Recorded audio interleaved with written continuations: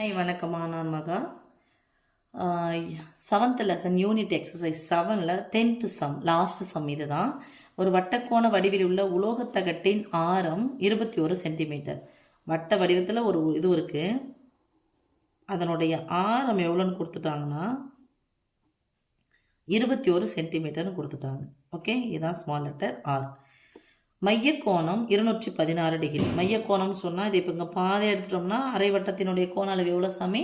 180 degree. இங்கேருந்து ஒரு 30 degree போனோம். இதுதான் மையக்கோணம் 216 டிகிரி. அப்போ கோணம்னா சொல்லுவோம் டீட்டா ஈக்குவல் டு 216 டிகிரி, ஆரம் ஆர் ஈக்குவல் டு 21 சென்டிமீட்டர். ஓகேம்மா, இப்போது இதை நான் தனியாக எடுத்து பார்க்குறேன்.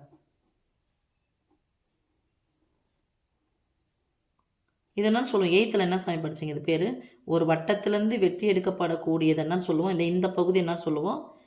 வட்டவில். இப்போ சின்னதாக பெருசாக இருக்கிறனால உங்களுக்கு வில்லு மாதிரி தெரியல, சின்னதாக இருந்துச்சுன்னா என்ன வரும்? வில்லு மாதிரி தெரியும்ல. அப்போ இது வட்டவில். எதுலேருந்து வெட்டி எடுக்கிறாங்க? வட்டத்திலேருந்து. வட்டத்தில் எந்த அளவுலேருந்து வெட்டி எடுக்கிறாங்கன்னா சுற்றளவு.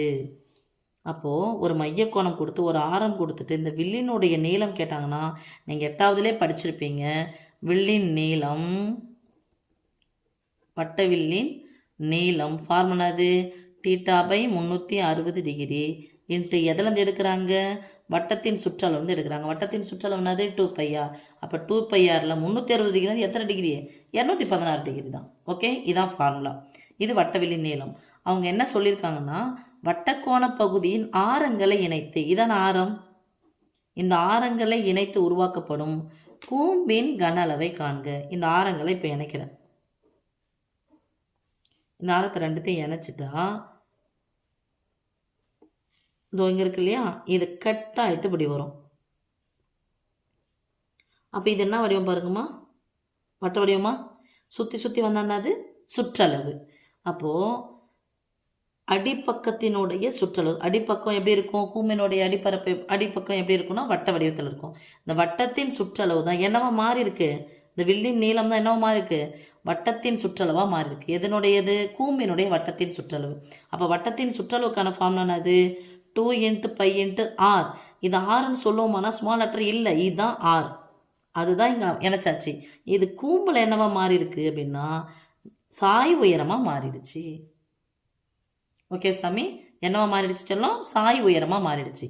இந்த ஆரம், அதான் ஆரங்களை இணைக்கிறாங்க.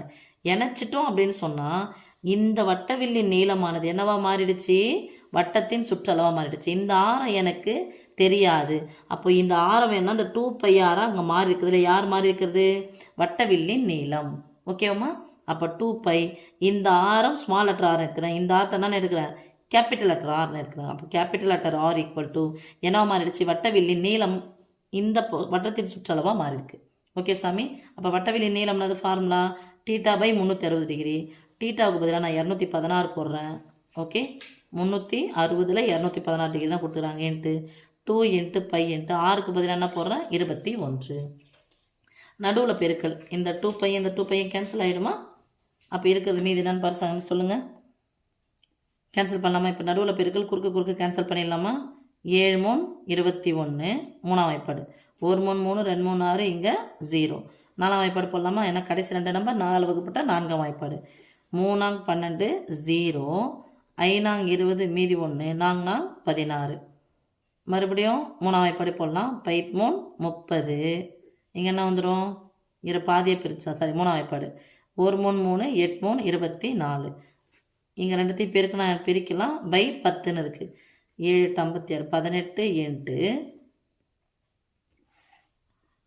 18 × 7 பை 10 ஈக்குவல் டு 7 56க்கு 6, மீதி 5, 1 7 2 12 பை 10. ஓகே சாமி, அப்போ பை 10 இருந்துச்சு. பை 10 இருந்துச்சுன்னா ஒரு ஸ்தானம் தள்ளி புள்ளி வைக்கணுமா? 12.6ன்னு போடலாமா? இல்லை இங்கிலீஷ் நான் அப்படியே போட்டுக்கிறனாலும் அப்படியே வைங்க, பார்த்துக்கலாம். எது? கூம்பினுடைய ஆரம் கிடச்சிருச்சு. அவங்க என்ன கேட்குறாங்க? கூம்பினுடைய கன அளவு கேட்குறாங்க. கூம்பினுடைய கன அளவு வேணால் எனக்கு என்ன வேணும்? உயரம் வேணும். அப்போ உயரம் என்ன? அங்கே இது இருக்குது. இந்த ஆரம் தான் இங்கே என்ன மாறிடுச்சு? சாய் உயரமாக மாறிடுச்சு. இந்த ஆரம் தான் அந்த ஆரங்களை இணைக்கும் போது என்ன மாறிடுச்சு? சாய் உயரமாக மாறிடுச்சு. அப்போ இங்கே போட்டுக்கலாம்.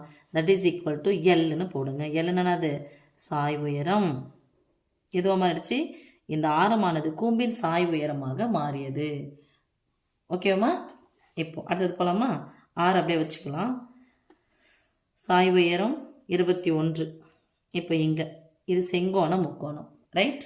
ஒரு செங்கோண முக்கோணத்தில் கர்ணத்தின் வர்க்கம் மற்ற 2 பக்கங்களின் வர்க்கங்களின் கூடுதலுக்கு சமம். அப்போ L² = இந்த ஒன்று பக்கம் அது ஹெச்சா, HR வர்க்கங்களின் கூடுதலுக்கு சமம். This implies L², L மதிப்பு என்னது 21, the whole square equal to H² எவ்வளோ சாமி? 126. சாரி, H² எனக்கு தெரியாது.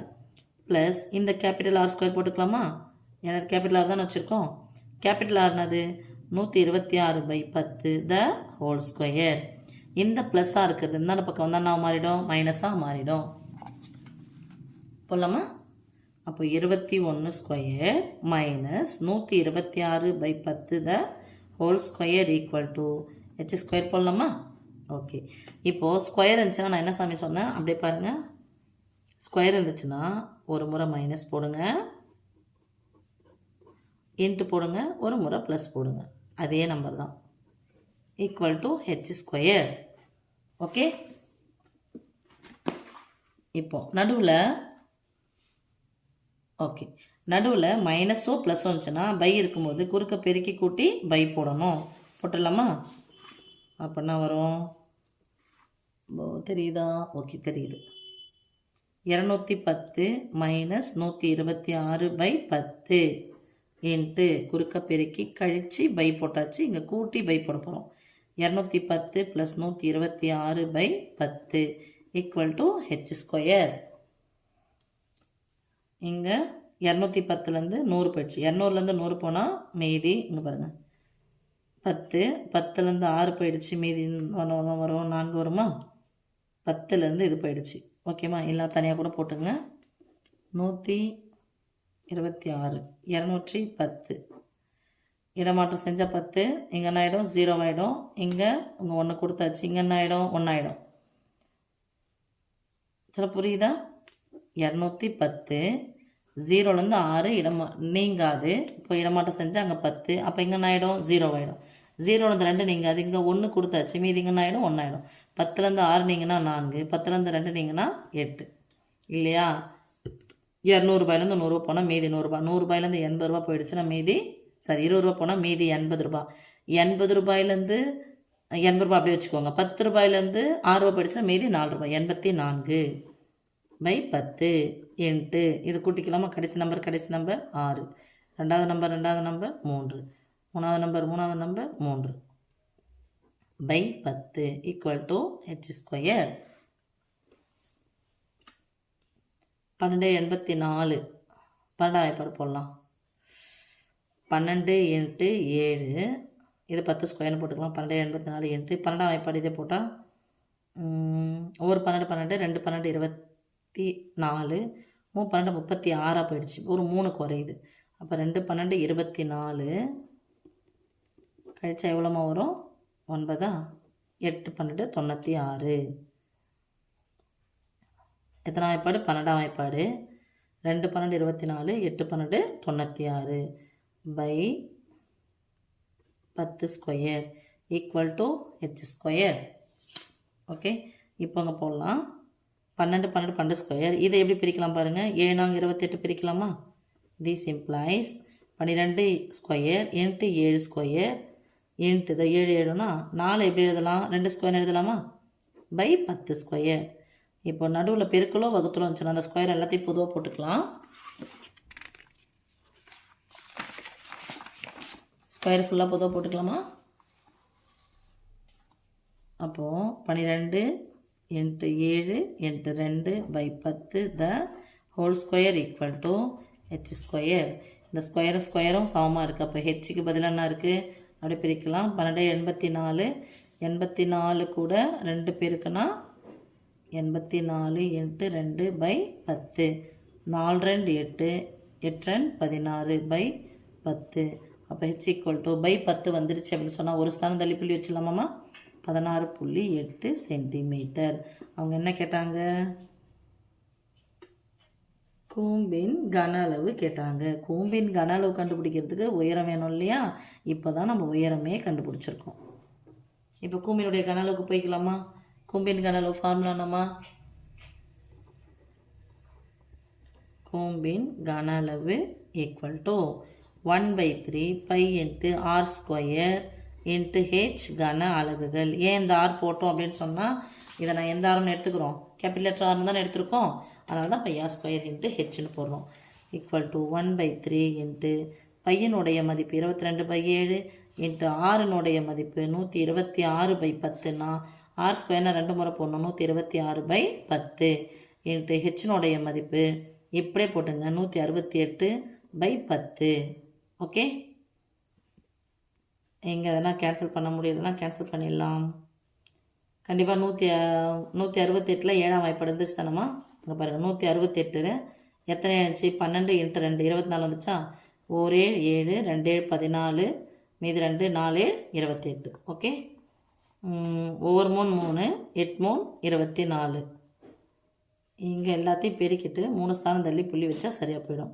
122 × 126 × 126 × 8 126.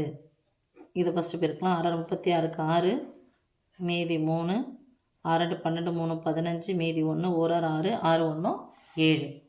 இங்கே 2ஆல் பெருக்குனா 2 6 12 ஒரு நம்பர் தள்ளி வந்துடுங்க. மீதி 1 2 4 1 5 1 2 2 1ஆல் பெருக்குனா அதே நம்பர் தான் வரும்.